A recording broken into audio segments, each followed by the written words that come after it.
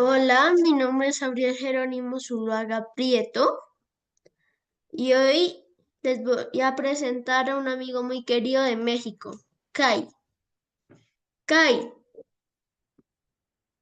ne- mis amigos y yo estamos presentando una exposición de la Isla de las Muñecas, Ok, de Xochimilco. ok. ¿Qué significa la palabra Xochimilco? Auriel, muchas gracias, Auri, por invitarme a platicar contigo. Y para mí siempre es un gusto compartir de mi cultura y de estas tierras que amo tanto. Y que además quiero muchísimo también a tierra. Entonces me encanta compartir esto con tus amigos colombianos. Entonces, súper. Bueno, respecto a Xochimilco. Mira, Xochimilco quiere decir sembradío de flores. Pero fíjate que, a ver, Xochimilco es un ejemplo de lo magistral de la arquitectura y del urbanismo de los prehispánicos, de los mexicas. ¿Por qué? Porque mira que toda esa tierra, todo ese lugar donde se asentaron los mexicas, el centro de que hoy, lo que hoy es Ciudad de México y parte de Estado de México, era un lago. Entonces, imagínate que ellos lo que hicieron fue literal generar tierras nuevas sobre el agua, tierras flotantes, ¿sí? Le ganaron tierra al agua, ¿no? Espacio al agua. Entonces, lo que ellos hacían para, y ahorita va a ser porque es muy importante todo el tema, esto relacionado con Xochimilco, generaron algo que se llamaban chinampas, que son estas islotes artificiales que los hacían juntando muchas ramas y poniéndolos a flotar, y luego esto lo cubrían con tierra y entonces sobre esto cultivaban, pero a veces también vivían sobre las chinampas, ¿sí? Sí, las chinampas. Este, entonces, Xochimilco es un lugar donde son canales, o sea, imagínate un lago, pero hoy día, haz de cuenta que es una Venecia, pero mexicana, ¿sí? O sea, hay casas en islas que flotan sobre el canal, entonces son muchos canales y la gente se mueve entre los canales, o sea, en vez de calles tiene ríos, ¿sí? Canales, acueductos, y entonces la gente se mueve sobre algo que le llaman trajineras, ¿sí? Que son como unas barcas, este, y así es como se transporta la gente entre todos los canales, ¿vale? Entonces, por eso se llama, o sea, sembradío de flores, ¿sí? Porque o sea, son tierra de sembradío flotantes sobre los canales, sobre ese lago, ¿sí? Ese es el origen de Xochimilco. ¿Cómo ves? Increíble, está muy lindo. Vientos. ¿Y qué idioma es? Ok, Xochimilco viene del náhuatl, ¿sí? Era la lengua autóctona de toda la cultura mexica y de la zona centro del país. Es náhuatl, sí. De hecho, actualmente todavía hay muchas personas que conservan, o sea, hablan español, pero que también hablan náhuatl y otras muchas lenguas también que creo que en México había o sea, lenguas autóctonas, hay como entre 80 y 90 lenguas autóctonas. Imagínate una cantidad de idiomas, ¿sí? De dialectos, y más o menos de esos 80 siguen vivos como unos 40. Entonces, hay personas todavía que hablan esas lenguas originales. ¿Va? Bien, entonces, ¿qué más? Cuéntame. Y, y, y me puedes contar tu experiencia personal con la leyenda de la Isla de las Muñecas. Va, súper. Vientos. Ahora entiendo la relación porque me preguntabas por Xochimilco. Ay, bueno, espérame, es más, yo te preparé aquí un material que me olvidé de presentar pantalla. Súper, ok. Entonces, va. Bueno, a ver. Ahí veo la relación entre Xochimilco y lo que me preguntas ahora de la Isla de las Muñecas, porque, bueno, la Isla de las Muñecas es un lugar, es una de esas islas. Ah, mira, es más, ahí en pantalla tienes lo que te contaba de las chinampas, como tierras de cultivo, las trajineras, y ahí está la foto de la Isla de las Muñecas, ¿no? Entonces, la Isla de las Muñecas es uno de estos islotes artificiales, una de estas chinampas, ¿sí? donde vivía un señor que se llamaba Don Joaquín, ¿vale? Pero mira, antes de hablarte de la Isla de las Muñecas, es importante que te hable de otra leyenda que está relacionada y que es mucho más ancestral que esta, ¿no? Esto de la Isla de las Muñecas surgió en el siglo anterior, ¿vale? No recuerdo exactamente en qué fechas, pero es más contemporáneo, no sé si por ahí, después de los 60, 70 fue cuando surgió, si no mal recuerdo. Pero la otra leyenda de donde surge o que impacta para que surja la Isla de las Muñecas es la leyenda de La Llorona. No sé, ¿tú has escuchado alguna vez de la leyenda de La Llorona? ¿Sí? Sí. Ok, pues ahí te va el complemento mexicano de la historia. Resulta que La Llorona cuentan que era una señora que vivía en Xochimilco y tenía hijos, había tenido hijos con un señor español. Y por esto mismo cuentan que sus familiares y amigos de la señora no querían a la señora y a los hijos por haberse casado con un español, ¿sí? Y entonces no los querían. Y entonces cuentan que la señora enloqueció y ahogó a sus dos hijos en los canales de Xochimilco. Y a partir de ahí cuentan que ella quedó como un alma en pena vagando y dicen que todavía sigue vagando por Xochimilco, ¿no? Su fantasma sigue atemorizando ahí en la noche los canales de Xochimilco, ¿vale? Entonces, esa es la leyenda de La Llorona. Bueno, resulta que ahí había un señor, esto es lo que te contaba, cuando surge la Isla de las Muñecas, en el siglo pasado, un señor que se llamaba Don Joaquín. En una de esas resulta que eh, encuentra una niña muerta flotando en los canales, ¿no? Ahí al ladito, en el canal de al ladito de su isla, ¿sí? Él vivía en esa isla. Y entonces, él dice que vio que quien se llevó el alma de la pequeña fue la Llorona, ¿sí? Y entonces, lo que él hizo, primero, para honrar el alma de la niña y que la niña pudiera jugar, tuviera juguetes, digamos, con los cuales jugar, porque decía que la niña se quedó atrapada en ese mundo entre lo espiritual y lo material, pero se quedó atrapada ahí en la isla, ¿sí? Entonces, don Joaquín dice que puso o llenó su isla de muñecas para que la niña pudiera jugar, aunque bueno, no sé ustedes, pero a mí me parece un poco tétrico, ¿vale? Y además de contarles también algo, ¿no? Pues bueno, la cosa de las leyendas, ¿no? La verdad es que pues puede ser que el Señor haya tenido esta visión y puede ser que sí haya sido el alma de la Llorona o el espíritu de la Llorona que se llevó a la niña, ¿no? Pero también la verdad es que en Xochimilco es muy común de pronto que, no sé, de vez en cuando alguien se ahogue en los canales porque resulta que luego las trajineras están flotando sobre el agua. Esos barquitos que ves ahí en pantalla están flotando sobre el agua y están pegaditos. Y luego las personas caminan, haz de cuenta, está trajinera, trajinera, trajinera, trajinera, trajinera. Entonces van caminando entre las trajineras y luego a veces se abre una trajinera y una persona se cae al agua y luego la trajinera se vuelve a cerrar, ¿no? A veces llega a pasar. Entonces, cuando vayan a Xochimilco, tengan cuidado cuando estén ahí caminando entre las trajineras. Y como también hay algo de vegetación acuática que son como enredaderas, luego las personas, si no las sacan rápido, si no las ayudan, luego se quedan enredadas ahí en las enredaderas, ¿no? Entonces, puede ser que a la niña le haya pasado esto. O puede ser que la Llorona le haya abierto la trajinera a la niña para llevarse el alma de la niña. No sé, quién sabe, ¿no? Pero bueno, esa es la relación entre la leyenda de la Llorona y la leyenda de la Isla de las Muñecas. Ah, y también cuentan que don Joaquín también, ¿por qué puso tantas muñecas? Además de que la niña pudiera jugar con todas esas muñecas, era también una especie como de contramaleficio, como una especie de objetos de protección para alejar a la Llorona, porque decían que seguido se le aparecía al señor. Pues bueno, esa es la historia.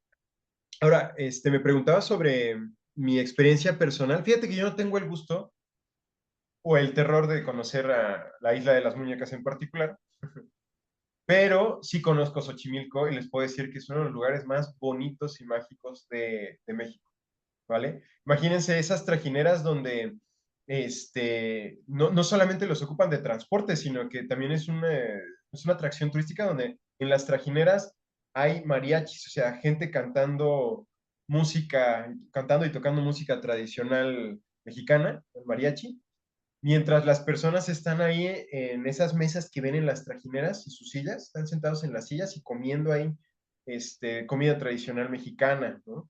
Y entonces es un tour de, cuando van a Xochimilco es un tour de 2, 3 horas, 4 horas, para hacer todo el recorrido de los canales, ¿sí? Y mientras la gente va brindando, comiendo, cantando, etcétera, ¿vale? ¿Cómo ves? ¿Qué más? Mm, Y una amiga mía me dice, ¿Sí?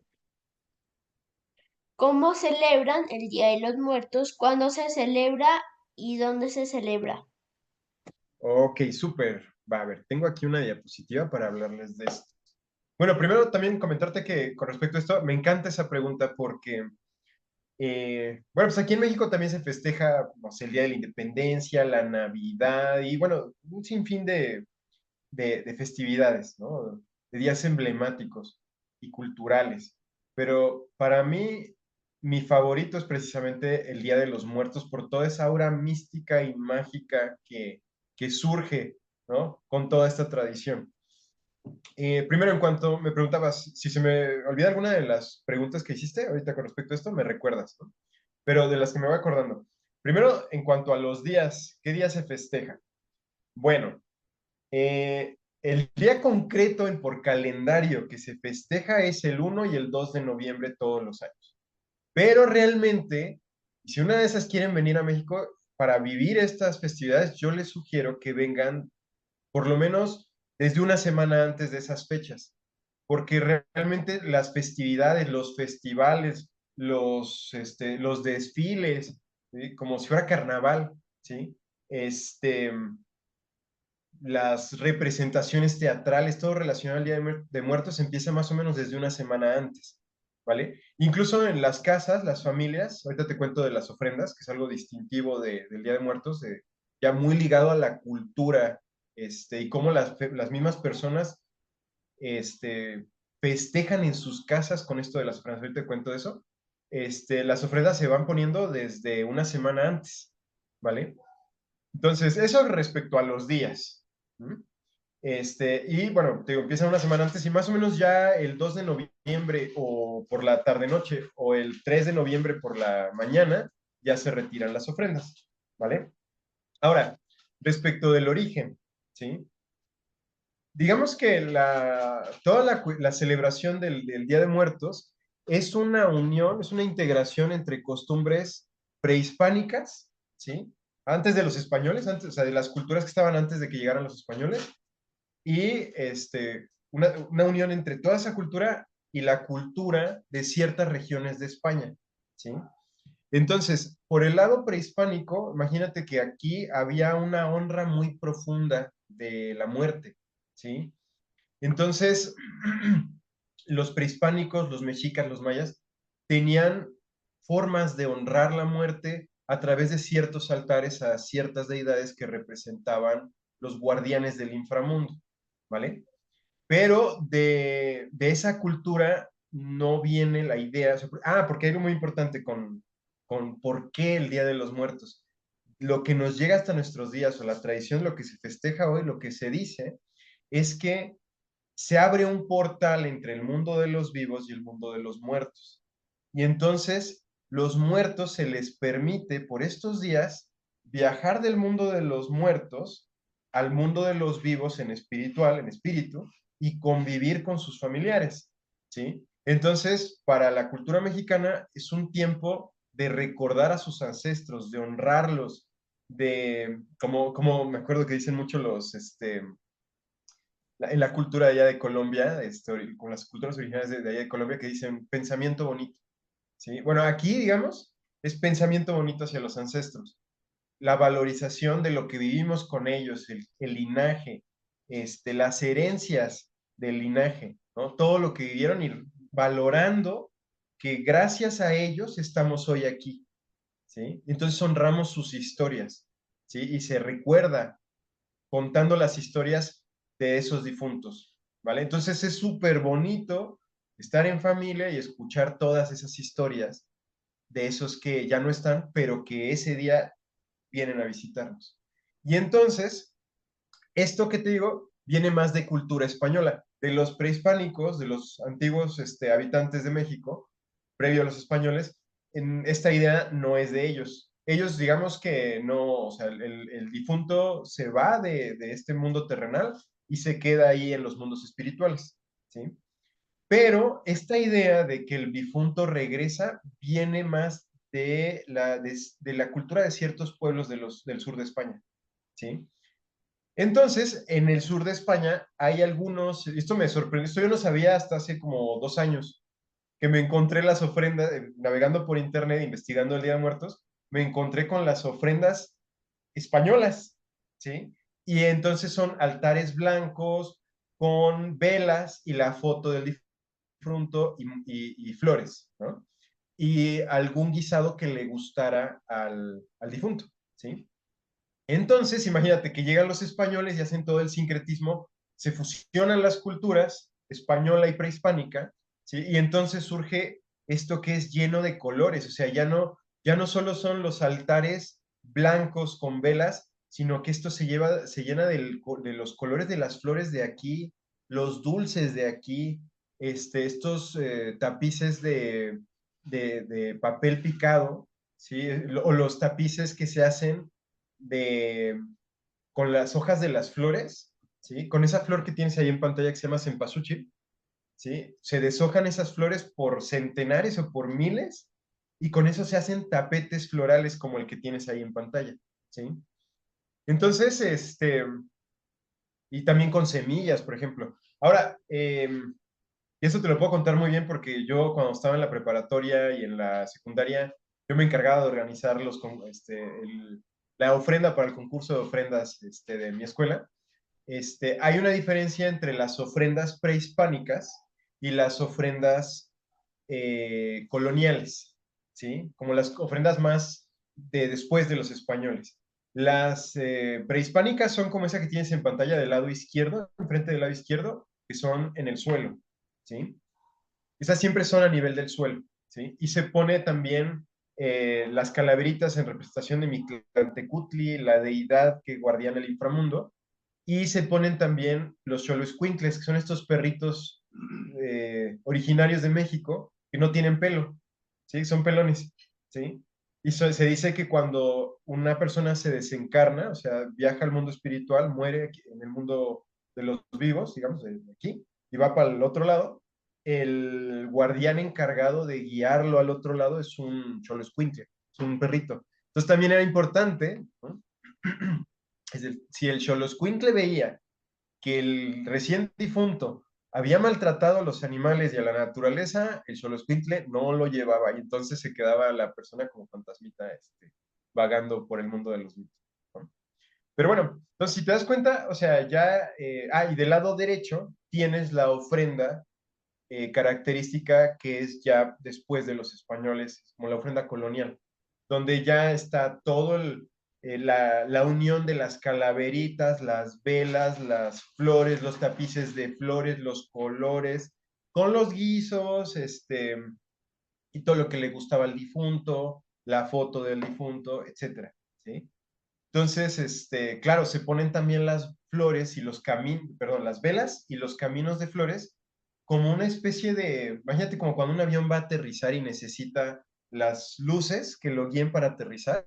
Bueno, imagínate que eso es lo que representan los tapices y los tapetes de flores, los caminitos de flores con las velas, como para que el difunto, el alma del difunto pueda aterrizar y llegar a la casa de la familia, ¿no? De hecho, cuando se ponen las ofrendas en las casas familiares, los tapetes de flores, o sea, el caminito, se hace un caminito de flores, de donde se haya puesto la ofrenda hasta la puerta por la que se accesa a la casa y sale del caminito de flores hasta afuera de la casa, ¿no? Para que el difunto pueda encontrar el camino hacia la ofrenda, ¿vale? Entonces, ¿cómo ves? Creo que con esto respondí tu pregunta. No sé si me falta nombrar algo más de lo que me preguntaste. No, está muy aclarado, muchas gracias. Un gusto. Muchas gracias por Igual, considerarme para esta plática. Te mando un abrazote a ti y a igual, tus amigos. igual, chao. Chao.